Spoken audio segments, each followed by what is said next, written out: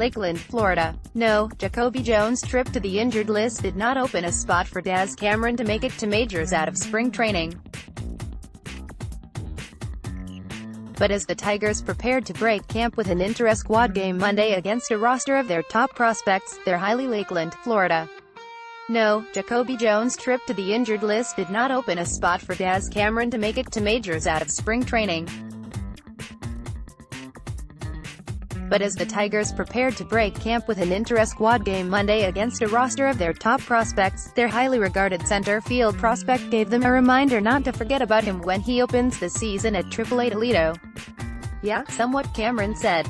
"I feel like we were just trying to go out and beat them. They didn't," taking a 9-1 loss to the big league club. But it wasn't for lack of effort by Cameron, who closed out camp with a flourish. Cameron had one of just 3 hits off starter Spencer Turnbull, an infield grounder in the first inning that gave third baseman Nico Goodrum little chance at a play. Cameron then stole second and third base off Turnbull and catcher Grayson Greiner. An inning later, Cameron went bouncing off the right field wall to snag a Gordon Beckham drive in the corner, likely giving Tigers officials some worries as he shook his left shoulder. He was fine and stayed in the game, eventually swapping spots with designated hitter Brock Detheridge. A day earlier, Cameron hit a grand slam in the Tigers' 18-6 win over the Blue Jays to close out their Grapefruit League schedule. Add in the numbers Cameron posted while still in Major League camp before being reassigned March 14, and the 22-year-old batted .357, 10 for 28 with 4 doubles, a triple, 2 home runs and 7 RBIs. Cameron was arguably the bright spot of Tigers camp without making the club. But while Detroit looked over its internal options to replace Jones, Cameron wasn't a serious consideration. The Tigers want him to continue developing with Toledo before considering a trip to Detroit. Cameron wasn't trying to think about that, instead focusing on the games and winning. Still, he left an impression.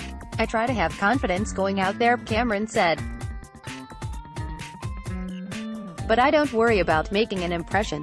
I try to go out there and do my thing, make sure I prep myself to the fullest, so that I have the confidence going into the season. Confidence is always big. It's good to know that I did well here. It'll help carry me into the season." Quick hits. Cameron wasn't the only prospect who made an impression Monday. Starter Franklin Perez, the Tigers' No. 3 prospect per MLB Pipeline, tossed 2 hitless innings with a walk and no strikeouts.